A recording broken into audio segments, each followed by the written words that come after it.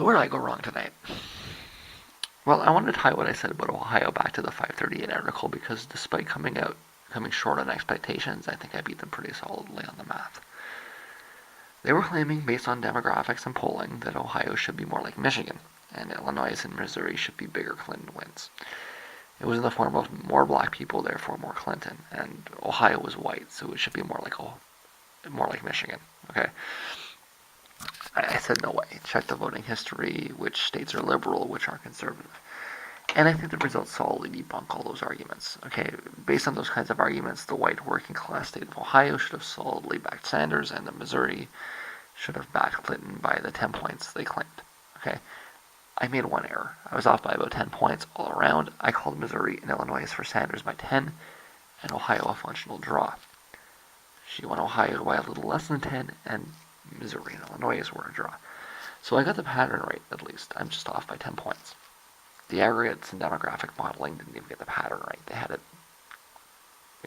all over the place kind of thing, right? So why was I off by 10 points? It's turnout. Okay, either in terms of myself exaggerating turnout, in terms of turnout being less than it could have been, or in terms of the stuffing counteracting it is not clear. Okay, but it's reduced to an error and projected turnout nonetheless, and that shifted the results in all three states by about 10 points. So, I think that I understood what was happening better than these other people did. I think my results actually were closer than theirs were. And that my error was, it was a factor error. And that in the end, we may find out either that, it could also be that support for Clinton was higher, turnout for Clinton was higher than anyone expected, right? But I think that what you'll find when you analyze it is that independents were not the force tonight that they were in other primaries. There were simply less independents out tonight, and that's the 10-point difference that we saw. I want to be clear on that point, as it's not trivial, right?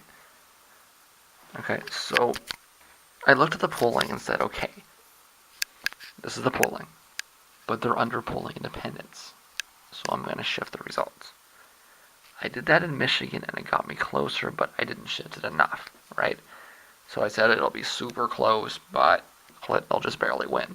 And I got to that conclusion by looking at the polling and then shifting it towards independents. It turns out that had I shifted it another, 5 points, then I would have pulled out the Sanders win, right? But I got the right idea, right? Tonight, I overshot it, so I got the right idea, but I exaggerated it a little bit too much. So had I pulled back a little bit, I would have been spot on, okay? But the thing is that I shifted it about the same amount in all three states, right? So it was a 10-point shift too far in all three of the states, meaning it was consistent. Meaning I was onto something. I did get the right idea. I got the right shape. Mathematicians like to think of structures and shapes. There's a word called algebra that means something very different to a mathematician than it does to the layperson. But these algebraic structures that take structural mathematic ideas and move them from one place to the other. You can even just think of it in terms of like taking a shape and just like just moving it on a grid, right? We have fancy ideas like isomorphisms that allow us to say that these things are the same, and we like to think in these broad structural ways, right? So again, if you're focused solely on results, it's like you're wrong. Okay, but somebody that has a little bit more of a subtle thought process and is approaching this will realize that I did get the idea right. I just needed to shift it by about 10%. Um, that all of the reasoning behind what I presented was correct. It's just that the end result was exaggerated. Perhaps it's through a bias, but I think that when the numbers come out and you look at them closely, it will reduce the turnout, and that the process of thinking that I used, which did not try to say, if there's this racial group, or if there's this income, all these sorts of things, it did not look at that. And because I ignored all of that, I was a lot closer than the people that tried to make predictive results based on things like race. And I was thinking about this today when I was eating lunch. It's actually kind of racist, isn't it? I mean, if you say that, the number of black people in the state is predictive, you're saying that black people are all the same. They all think the same. They'll all vote for the same. I mean, you do the same thing when you do it to white people, right? You say white people are all the same. They vote for the same people. It's a really disappointing way.